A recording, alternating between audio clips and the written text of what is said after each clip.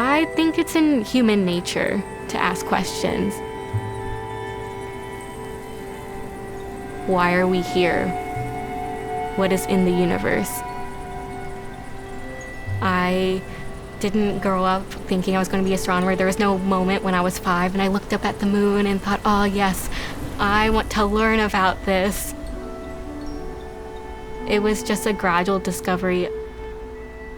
My professor was gone for a week, and so he invited guest lecturers into our class to talk about their own research.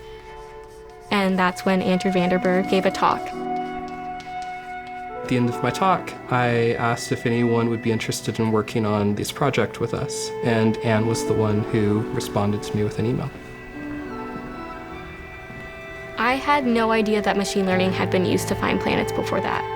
I've heard of machine learning for an algorithm to find cat faces in YouTube videos, but never for like a scientific pursuit. So I drafted up this email, and I didn't even know how to title the email. Like, what do I see? Like, Dear Dr. Vanderberg, is that too formal? And I sent it to my friends, and they're like, yes, Anne, send it, send it, send it. I got an email from Anne, and I told her what Chris and I had been working on and explained a little bit about how it worked. And in the back of my mind, I was thinking, if Anne and Chris and I are all in the same room together, then maybe we can make some really good progress. I hadn't realized that we only started discovering exoplanets at scale in the last 10 or 20 years.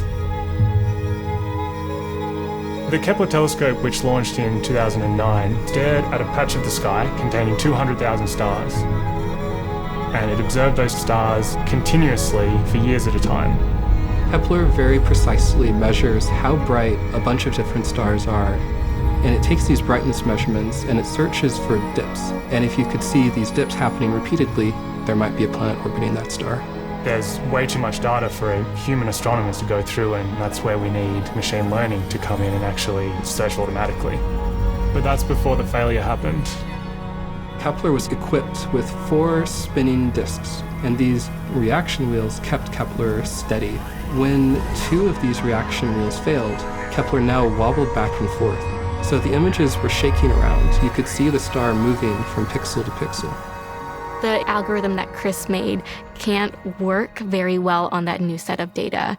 So I, right from the start, had a set goal. I was going to modify a neural network that Chris had already written for Kepler data so that we can find all the planets that there are in that scrambled data set. It was really difficult.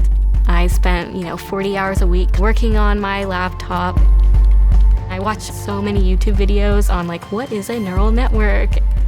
Piece by piece, all kind of put together like a puzzle of how it actually works.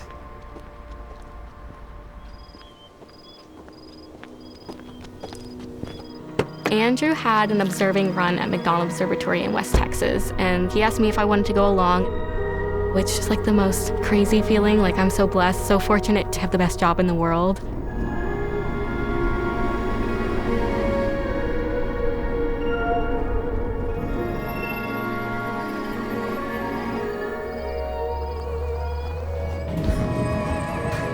It's just so awe-inspiring to be there. And then you go up to the $10 million instrument. Andrew's just you can run the telescope and do it.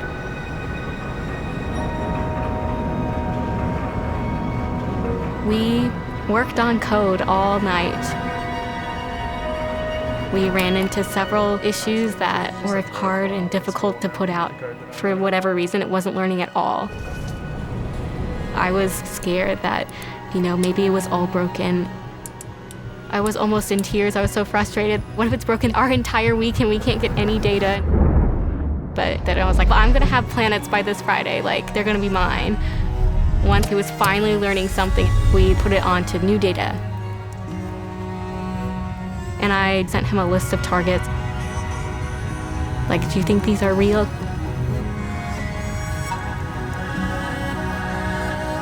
And I got an email back that said, yes, I think these are great. Congratulations, you found your first planet. Just remember screenshotting it and sending it to my mom. Be like, look guys, I am finally I'm a planet hunter. I found planets. This is the best feeling. It's very special to know that there's something out there that no one knows about except for you. I knew nothing at the start of my project. I had to start from the ground up and learn all the ins and outs of machine learning. I don't want to have a monopoly on finding planets. I don't think anyone should. Everyone should help that endeavor because it'll only help us learn more of the hows and whys.